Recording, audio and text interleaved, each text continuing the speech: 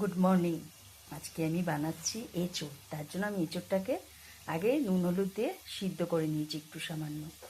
এবারে আলু ভাজছি। আমি না স্টার্ট করার আগে ভুলেই গেছিলাম ক্যামেরা, আমি ভেবেছি ক্যামেরাটা অন আছে।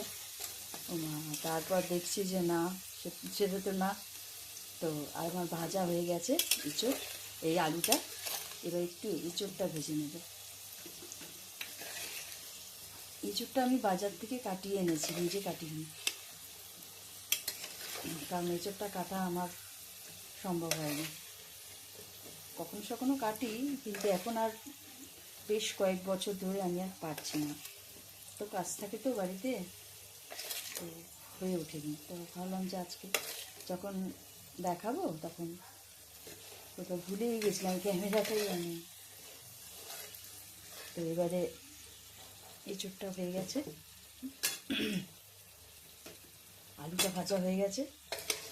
এবার এই আলুগুলোকে তুলে নিয়ে তারপরে এর ভেতর আমি এঁচোড়টাকে দিয়ে দেবো। আলু ভাজা হয়ে গেল, এবার আমি এটাতে এঁচোড়টাকে দেবো।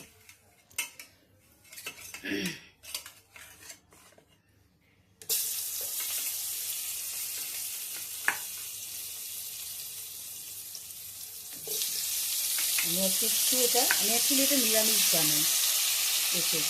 তো আজকে আর নিরামিষ বানাচ্ছি না, একটু পেঁয়াজ রসুন দিয়ে বানাবো। তো মাছ ফাছ কিছু দেবো না, অনেকে চিংড়ি মাছ টাছ দেয়। আমি এখন না, মাছটা খেতে ভালো লাগে না বলে মাছটা আমি দিচ্ছি না। মাছ দিয়ে দেখতে চাইলে আমি মাছ দিয়ে দেখাবো।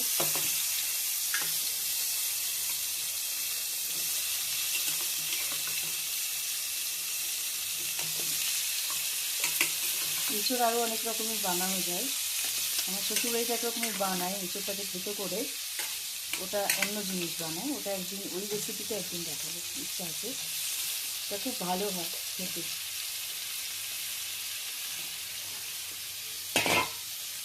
এঁচোড়টা দিয়ে দিলাম, এঁচোড়টাকে ভাজা হয়ে গেল। এঁচোড় ভাজা হয়ে গেলে তারপরে এর ভেতরে যা যা মশলা দেবো সেগুলো দেবো। এঁচোড়টাকে তোমার ভাজা, বন্ধুরা আমার এটা ভাজা হয়ে গেছে। এঁচোড়টা এবার থেকে তুলে নিয়ে তারপর ফোড়ন দিয়ে দেবো। আমি মশলাগুলো দেখিয়ে দিই। প্রথমে হচ্ছে এতে আছে দারচিনি, আছে, জিরে আছে, লবঙ্গ আছে, মানে গরম মশলায় যা যা থাকে তাই আছে, আর একটা শুকনো লঙ্কা আর একটা তেজপাতা। আচ্ছা, এটা হচ্ছে টক দই, এটা হচ্ছে পেঁয়াজ কোচানো, এটা হচ্ছে পেঁয়াজ বাটা, এটা হচ্ছে টমেটো পিউরি, এটা হচ্ছে কাজু, কাজু বাদাম, আলমন্ড বাদাম, আর একটু পোস্ত বাটা। আচ্ছা, এখানে আছে আদা বাটা, এখানে আছে রসুন বাটা। ব্যাস, এটাই আমার লাগবে।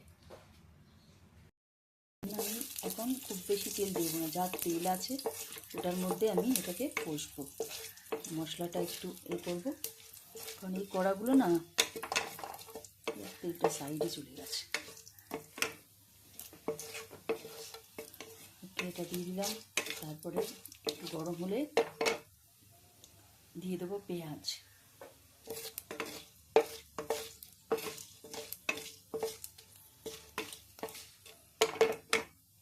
এটা হয়ে গেছে, এবারে দিয়ে দেবো পেঁয়াজ। বড় এলাচটা অতি অবশ্যই দেবেন, বড় এলাচটা খুব দরকার।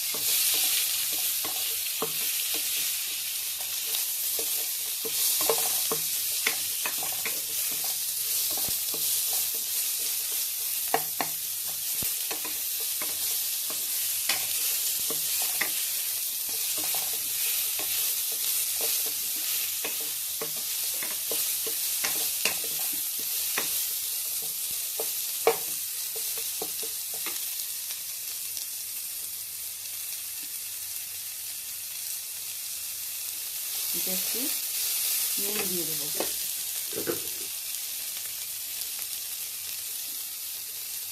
নুন দিয়ে দেবো।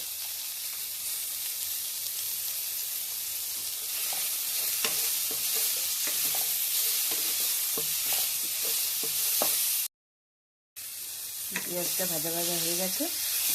এবার দিয়ে দেবো এতে টমেটো দিয়ে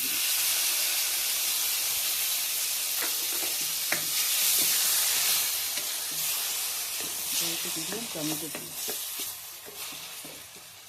তারপর দিয়ে দেবো, এবার আমি সব একসাথেই দিয়ে দেবো। তো দিয়ে দিলাম রসুন বাটা, আর দিয়ে দেবো আদা বাটা। রসুন বাটাটা একটু বেশি দিলাম, আদা বাটাটা একটু কম। এবার এটাকে ভালো করে এর সাথে কষবো যতক্ষণ না টমেটোটার কালারটা চেঞ্জ হচ্ছে, মানে এটার কালারটা চেঞ্জ হচ্ছে ততক্ষণ এটা একটু নাড়বো। একটু চেঞ্জ হয়ে গেলেই তারপর দিয়ে দেবো পেঁয়াজ বাটা।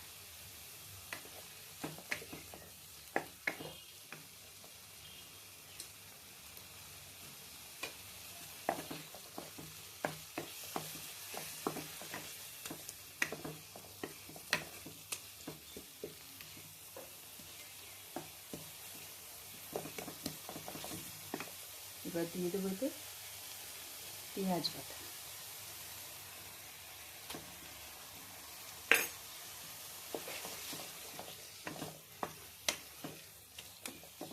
পেঁয়াজ বাটাটা দিয়ে একটু নাড়তে হবে, তারপরে একটু ঢেকে রাখতে হবে। পেঁয়াজ বাটাটা দিয়ে কষতে হবে, তাহলে না পেঁয়াজ বাটাটা দিলে একটা কেমন হয়ে যায় না, এটা দিলে একটুখানি নাড়তে হবে।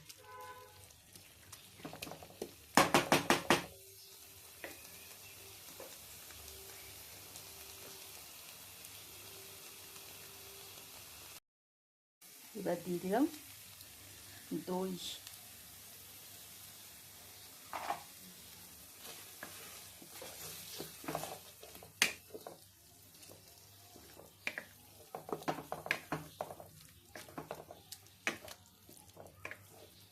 দই দেওয়ার পরে এবার দিতে হবে হলুদ।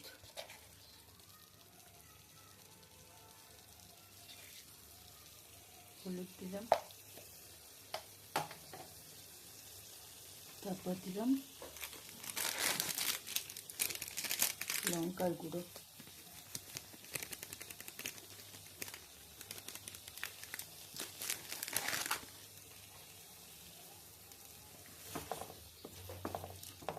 দিলাম লঙ্কার গুঁড়ো। হ্যাঁ, এতে অবশ্যই একটু চিনি দেবেন, নাহলে দইয়ের সঙ্গে চিনিটা না দিলে না, একটু চিনি দিতে হবে।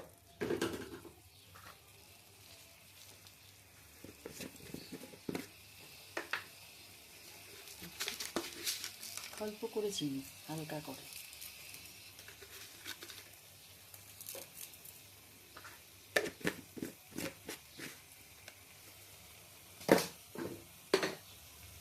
তারপরে দেখলাম যে আলুগুলো ভেজে রেখেছিলাম, আলু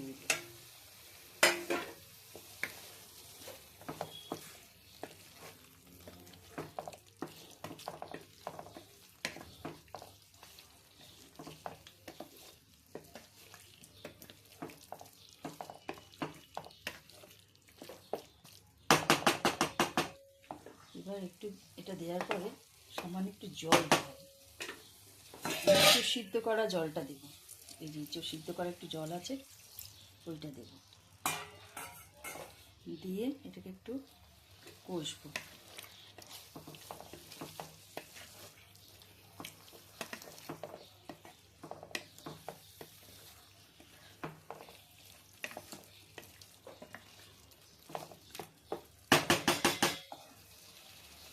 সঙ্গে এঁচোড়টা দিয়ে সব একসাথে এবারে কষবো।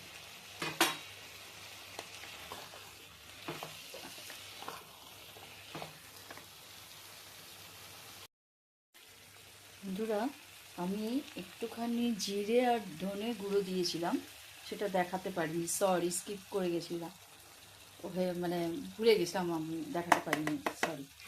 তো এবার দিলাম এই যে কাজু বাদামটা বেটে রেখেছিলাম ওইটা।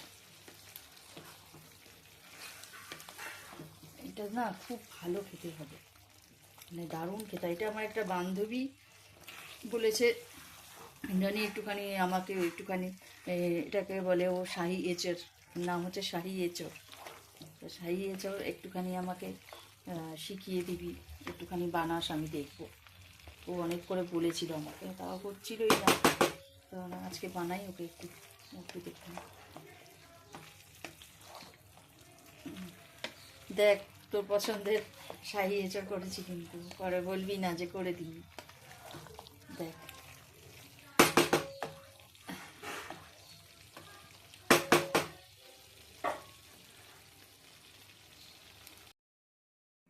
বন্ধুরা, হয়ে গেছে আমার এঁচড়, মালাই এঁচড় নাবিয়ে নিয়েছি। আপনারাও এরমভাবে বানিয়ে খেয়ে দেখবেন, ভীষণ ভালো হয় খেতে।